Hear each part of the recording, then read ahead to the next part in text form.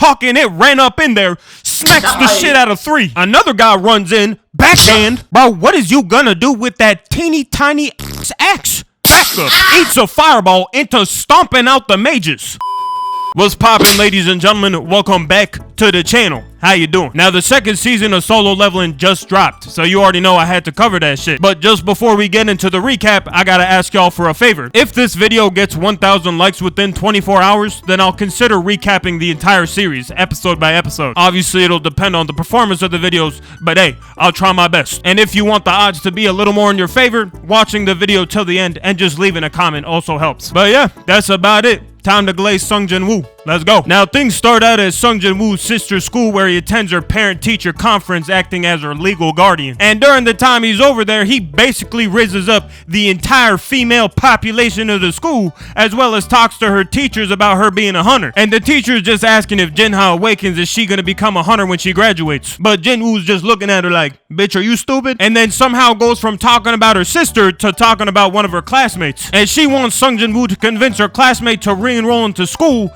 and stop being a hunter, which is like, first off, why is Sung Jin Woo doing this? And then second off, where are the parents? Honestly, she probably just wanted Sung Jin Woo to give her advice since they're both E ranks and just go, hey, don't choose this career path because my life sucks ass. Which would have been the right thing to say if Sung Jin Woo was a good role model, because bro said, fuck all that bullshit, let's just go hit a dungeon. And they didn't just hit any kind of dungeon, they hit a C rank dungeon. Like, we taking an E rank to a C rank. Oh, I bet. But I will say that the raid party they had was a little OD. I mean, they had 1 A rank, 5 B ranks, 2 C ranks, and then our 2 E's. Which on paper is easy squeezy for a C rank dungeon. I mean, GG, shake my hand. So your first thought is, how could this possibly go wrong? But we'll get to that. On the other side of things, Hwang Dong-so just landed in Korea. And bro is here for only one reason: to completely vaporize Jinho and Jin Woo from the face of the earth. Because if y'all don't remember from the first season, Jin Woo ended up taking out Dong-so's older brother. But for good reason, might I add. I mean, bro really trapped them in the room with the final boss and then tried taking them out right after. Oh, cause he didn't want to share the mana crystals with a filthy E rank. Those were his words, not mine. We then started getting a conversation with the chairman talking about Jeju Island and what the ants are doing. Chairman, I don't really know how to put this in any other words, but the ants are trying to grow wings and fly off the island. Son, you being dead ass, they trying to grow wings? Yes, sir. Like birds. God damn. But can they fly good? No, sir. They're ants. That was really about it for the conversation. They were just talking about ants with wings.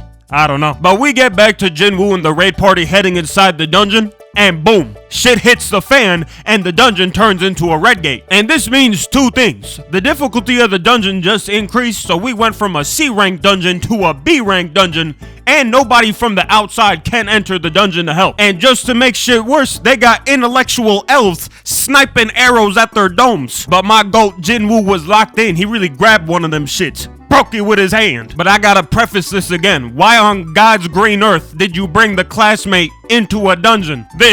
This was not a part of the assignment. She was supposed to turn over a new leaf, not get into danger. But that's besides the point, because we get back to the raid party situation and listen in on what the tank player is saying. And bro's game plan is to basically sacrifice the 2 E ranks and 1 of the C ranks. And he wasn't even trying to be an asshole or sneaky about it. He was just like, you're not coming. Y'all are trash. So this has the raid party splitting up into 2 groups, with one of the B ranks actually joining Sung Jin Woo, cause she saw him grab one of the arrows like the demon he is. Then both groups just head inside the forest. On the A rank group side, they encounter these big ass polar bears, which he blocks and then one-shots. While in Jin Woo's side, as they're walking into the Ice Bear's territory, the mage starts freaking out, saying we shouldn't go any deeper. But Jin Woo's E-rank survival skills come in clutch, saying we should go in deeper because we're in the Ice Bear's territory, meaning we ain't gonna get attacked by some intellectual elves. So that had the mage singing, oh shit, you right. And just so everybody knew he got it like that, he ends up pulling out some coats out of his subspace, which is a high-ranking skill. So now everybody knows,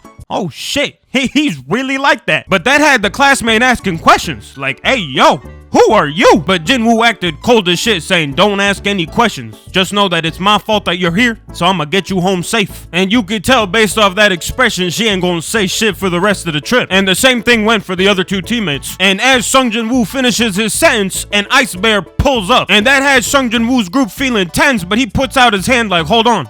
let me cook, knowing fully well he about to beat the brakes off this ice bear. But before the ice bear got cooked up, we gotta look as to what was going on outside the dungeon. And guess who decided to pull up?